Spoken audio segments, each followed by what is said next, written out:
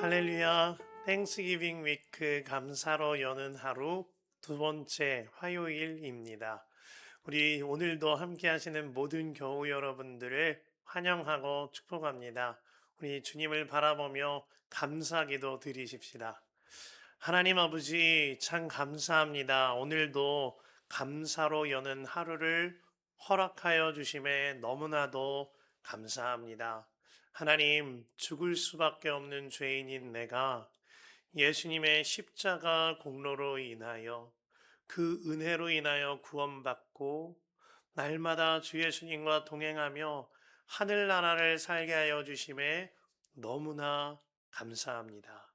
하나님, 우리에게 감사가 습관이 되게 하여 주시고 감사가 매일이 되게 하사 우리 사는 모든 곳이 감사로 충만하여 하나님의 나라가 이루어지는 역사가 있게 하여 주시옵소서. 오늘도 주님께 감사로 열고 또한 감사를 기록하며 다듬으로 주 하나님과 동행하는 감사의 충만함을 누리게 하여 주옵소서. 주님 감사합니다. 예수님의 이름으로 기도합니다. 아멘. 함께 말씀 보겠습니다. 디모데전서 1장 12절에서 14절입니다. 우리 가능하신 분들은 함께 읽겠습니다. 나는 나에게 능력을 주신 우리 주 예수 그리스도께 감사를 드립니다. 주님께서 나를 신실하게 여기셔서 나에게 이 직분을 맡겨 주셨습니다. 내가 전에는 회방자요, 박해자요, 폭행자였습니다. 그러나 그러한 행동은 내가 믿지 않을 때에 알지 못하고 한 것이므로 하나님께서 나에게 자비를 베풀어 주셨습니다. 우리 주님께서 나에게 은혜를 넘치게 부어주셔서 그리스도 예수 안에서 얻는 믿음과 사랑을 누리게 하셨습니다. 아멘. 하나님의 말씀입니다. 오늘 화요일 중요한 광고 한 가지 드립니다. 우리 화요 중보 기도회가 화요일 오전 11시에 있습니다. 화요 중보 기도회에 함께 하실 수 있는 경우 함께 해주셔서 중보 기도 해주시고요. 아울러 화요 중보 기도회 중보 기도 팀을 위하여서도 중보 기도 해주시길 바랍니다. 그 기도가 우리 교회를 살립니다. 오늘 말씀 은혜와 감사 카리스와 유카리스티아라는 제목으로 말씀을 나눌 텐데요. 이 감사의 헬라어 원어가요. 유카리스티아입니다. 그런데 이 유카리스티아의 단어는요. 좋은을 의미하는 헬라어인 유와 그리고 은혜라는 의미를 가진 카리스가 합쳐져서 만들어진 합성어입니다. 이 단어가 우리에게 주는 메시지가 있습니다. 주님의 그 좋으신 은혜, 그 놀랍고 기가 막힐 정도로 좋은 그 은혜가 믿어지면 감사가, 유카르스티아가 되어진다라는 것입니다. 함께 읽은 본문의 바울 사도는 정말 그 은혜, 카리스가 믿어짐으로 인하여 감사, 유카리스티아가 되어진 사람입니다. 그가 13절에서 자신에 대하여 소개하기를 내가 전에는 회방자요, 박해자요, 폭행자였습니다. 라고 소개합니다. 이는 바울이 이전에 예수님을 만나기 전에 예수 믿는 성도들을 핍박하고 박해하며 그들을 죽음으로 내몰았던 자신의 아주 부끄럽고 숨기고 싶은 과거에 대해 말하는 일입니다. 하지만 그의 고백은 여기서 그쳐지지 않지요. 연이어 이같이 고백합니다. 13절 하반절에 하나님께서는 나에게 자비를 베풀어 주셨습니다. 라고 말합니다. 자비를 베풀어 주셨다라는 이 고백을요. 개역개정 성경에서는 긍휼히 여기셨다라고 번역합니다. 자신이 죄가 죄인 줄도 모르고 예수님 믿는 성도들을 핍박하며 예수님을 핍박하였던 죄인인 나를 주님이 불쌍하게 여겨주셨다는 거예요. 주님이 긍휼하게 여겨 주셨다는 겁니다. 그로 말미암아 주님이 나에게 은혜를 베풀어 주셨다. 주님이 나에게 카리스를 베풀어 주셨다. 이 고백을 하고 있는 겁니다. 그로 말미암아 그 긍휼과 주님의 은혜로 말미암아 내가 주님의 사랑을 누리게 되었노라고. 그 고백이 오늘 본문의 14절인 거예요. 우리 주님께서 나에게 은혜를 넘치게 부어주셔서 그리스도 예수 안에서 얻는 믿음과 사랑을 누리게 하셨습니다. 사도 바울은 하나님께 받은 그 은혜, 그 카리스가 믿어졌습니다. 비방자여 폭행자였던 나를 구원하신 그 은혜, 죄인 중에 괴수였던 나를 긍휼하게 여겨주신 그 은혜, 그 은혜가 믿어짐으로, 그 카리스가 믿어짐으로 좋은 은혜가 나에게 감사되어 유카리스티아 감사가 고백되어 진 겁니다. 12절 말씀이죠.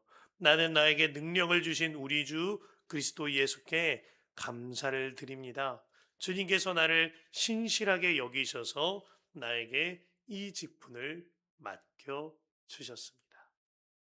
프랑스 혁명사를 집필하며 그 이름을 전 세계에 떨쳤던 영국의 역사가이며 평론가였던 칼라일, 그가 이런 말을 하였습니다. 나는 암흑을 사랑하고 암흑 속에서 살았으며 죄인들의 괴수로 빛을 미워하고 경건한 생활들을 비웃었다.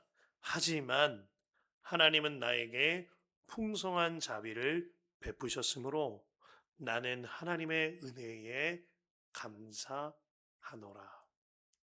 칼라일도요, 그리고 사도 바울도요, 암흑 속에 살았거니와 주님을 믿는 자들을 박해하고 비웃던 사람들이었습니다.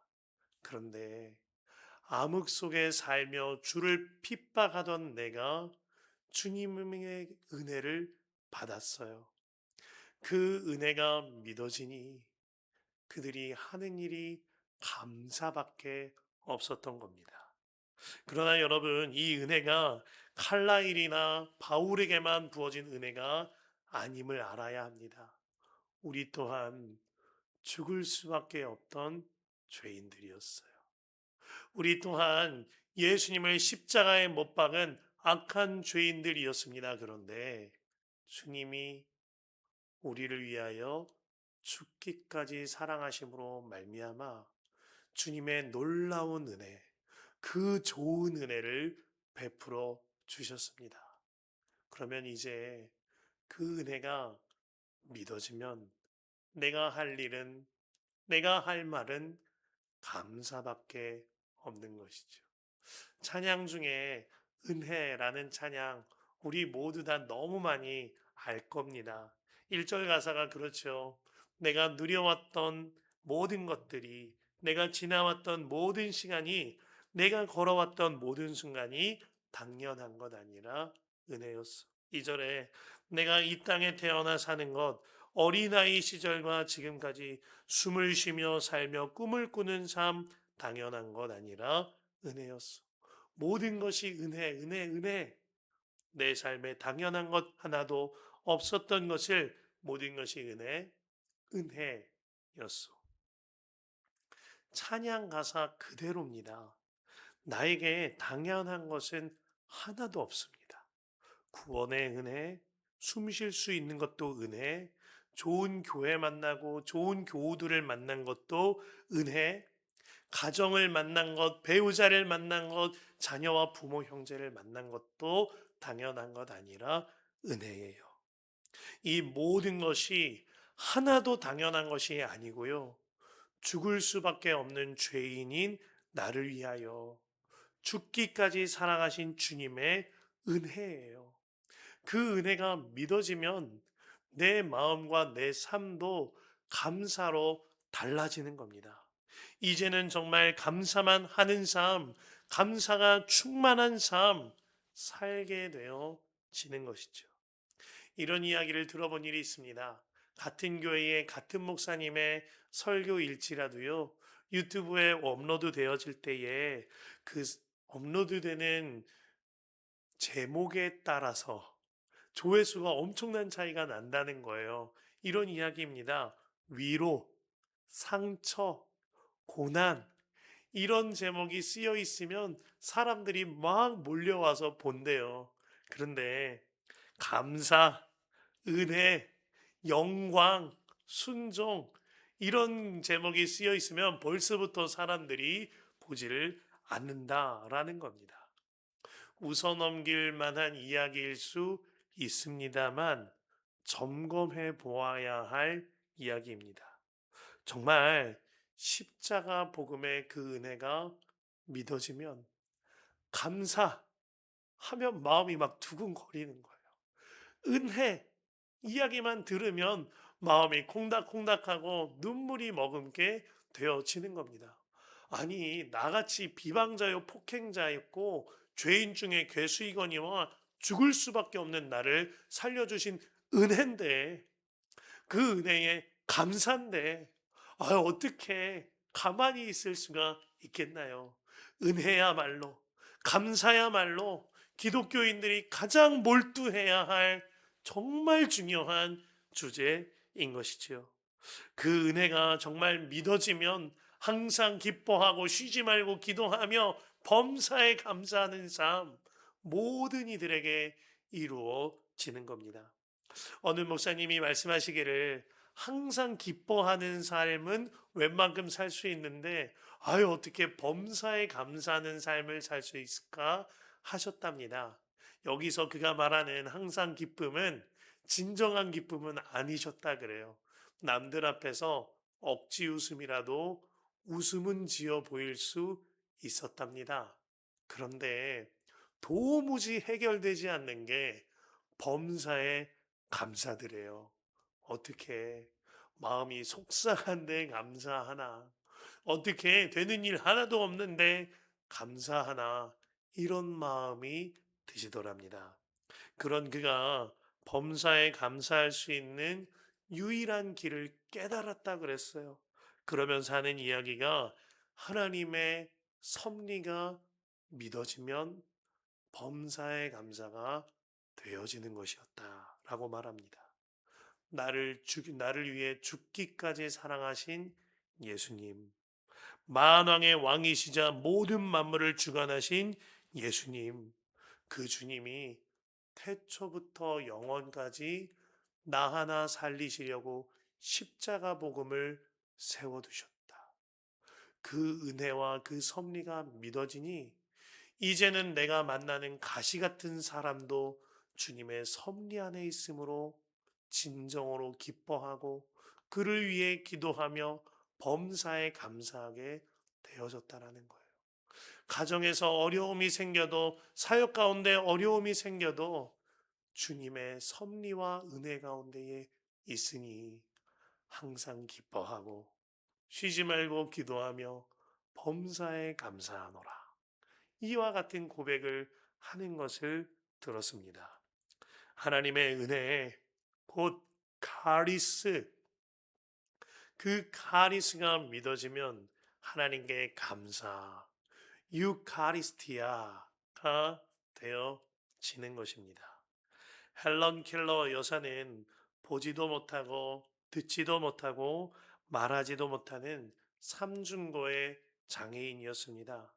그런 사람이 대학에 입학하고 우등생으로 졸업하며 수많은 책을 저술하고 수많은 이들에게 희망을 전달하는 사람이 되어집니다.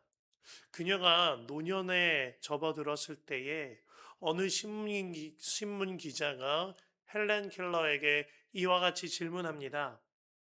헬렌 켈러, 이따금 당신은 하나님께 불평하고 원망하신 적은 없습니까?